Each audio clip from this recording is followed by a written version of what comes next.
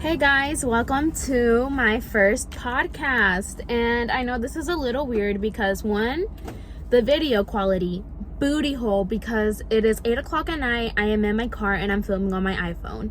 Two, the audio might be booty too, and you might be able to hear my car in the back, but this podcast wouldn't be called Car Talks if there wasn't a part of my car involved, and my car is very loud.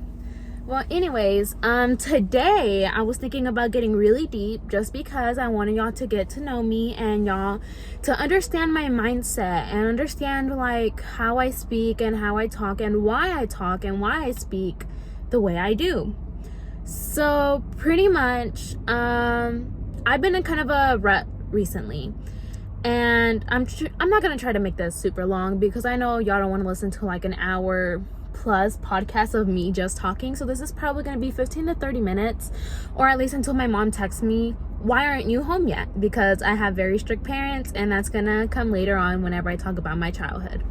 My name is Alejandra, and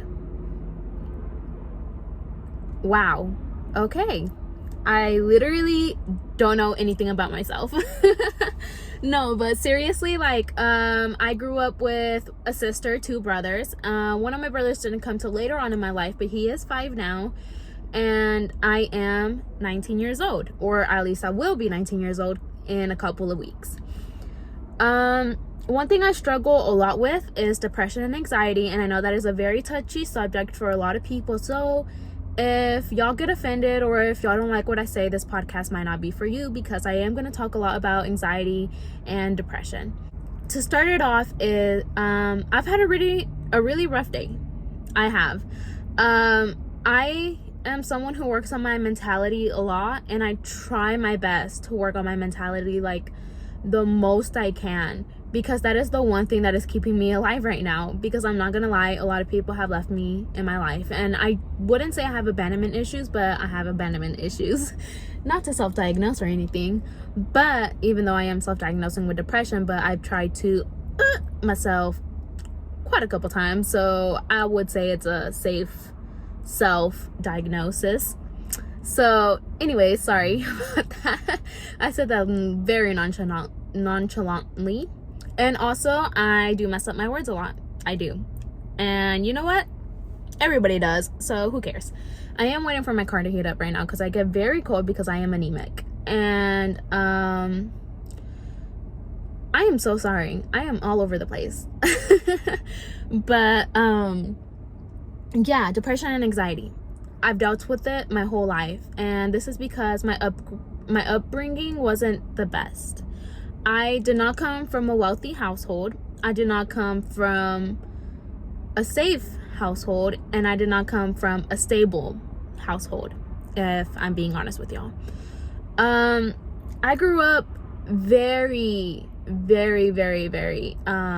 against my parents. We did not have the same beliefs, and we do not think the same way. Or at least, we're both very stubborn. I will say that. We're both very stubborn, and it was not good. I butted heads with my mom and my dad my whole childhood. Growing up, I was always grounded. I never had my phone. It was a struggle. And honestly, in my head, I always thought, what am I doing to deserve this? Why? And I'm not gonna lie, I did act out. And that was later in my teen years, in my preteen years, if I would say. Like 14, maybe 15. Yeah, I would say that. So pretty much my early teens. It was very hard to not one of my coworkers is walking past me, and I don't know if she wants me. Okay, she's gonna ignore me. Okay, let's act like, okay, I'll ignore her too. But yeah, so my upbringing wasn't the best, and it was pretty shitty, I would say. I was abused for 10 years of my life, I would say. I want to say 10 years, but it was probably 15, because how much does a 4-year-old 3-year-old really remember, you know what I mean? But the earliest I remember it started, I was 5. And whoa, car lights. Sorry, I'm outside my job right now in the parking lot. But anyways, yeah, so that happened to me growing up, and It was physically, sexually, verbally, emotionally, pretty much anything you can think of. I went through it, and it was really tough. And it was by multiple people. It wasn't just one person. It was family, friends. It was family. It was people that I went to church with. It was guys at school. Literally, like, things I blocked out from my memory for so long that I barely just remembered. Like, not even gonna lie, a couple months ago, I completely forgot that in one of my classes in middle school, I had these dudes, and they would follow me around the class. And I do have a bigger chest, I will say that. But in middle school, I always wore sweaters and hoodies, so you couldn't really tell, but you could still tell. Like, it's hard to hide these girls, especially since I didn't know my bra size. But they would follow me around class, and they would put their hands up my shirt, and I would walk away. I never said anything, but I would walk away. And I know my teacher knew, but he was too scared to say anything either, because he didn't know if I was uncomfortable, comfortable. I don't know what was going on through his head, but I don't blame him. I've never blamed him. He was the best teacher. I loved him. He was one of the best teachers I've ever had. But this situation was just a little tricky, because he didn't know 100% that it was happening, but he didn't not know it was happening, if you know what I mean. And he could tell I was uncomfortable, but I was still friends with these guys because I did not speak up for myself. And for a long time, I had a lot of trouble speaking up for myself. And I remember this one time. I was in the library. I was with my friend, my best friend, and one of the guys. And he started rubbing my thigh. And I felt very uncomfortable, and he kept going higher. If you know how that thing goes. And I kept pushing him away, and I kept being like, stop, and he wouldn't listen. And it got to the point where I just let it happen, and I put my head down and I started crying. I covered my face and I was crying. And the other two friends didn't notice, because they didn't notice at first, at least, until I started putting my head down, and I like stopped talking, and I like started crying. And they didn't know I was crying. They thought I just got upset or like something happened, right?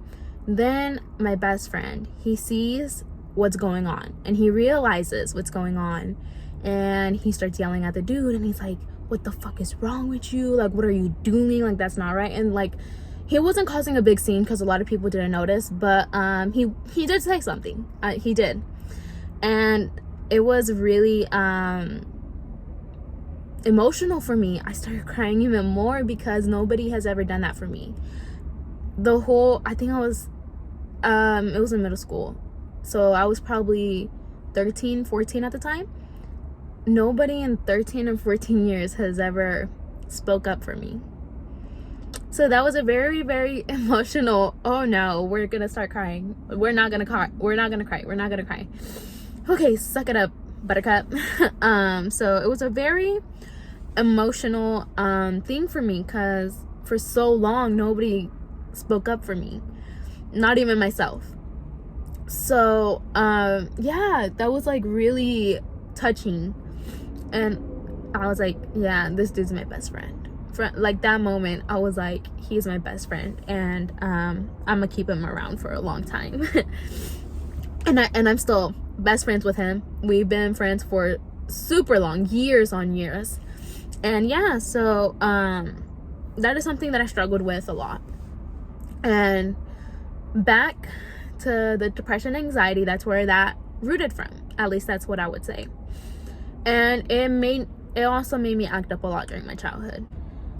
I just want to let y'all know that y'all aren't alone. And if y'all needed someone to speak for y'all, I'm someone who can speak now. After so many years of not speaking. When I tell you I didn't speak for a really long time, I mean I did not speak up for a really long time. And the first time I did, I was told to not say anything, keep it to myself, never tell a friend, never tell anybody, and act like it never happened. And that hurt. That was one of the worst things that anybody has ever told me. And I listened. I can't believe I listened. I did listen. And it just made everything so much worse. And that's whenever I started hurting myself. And that's when I started thinking about not being here anymore. And that was really rough too. But yeah, I just want to let y'all know that y'all aren't alone, that anybody and everybody could go through this. It doesn't matter where you come from. It doesn't matter how good your family looks on the outside. Nobody knows what happens behind closed doors. And something that came from all of this is I started hating myself so much. You have no idea how much I started hating myself. I hated my body. I hated looking in the mirror because I hated looking like the girl that let anybody walk over her.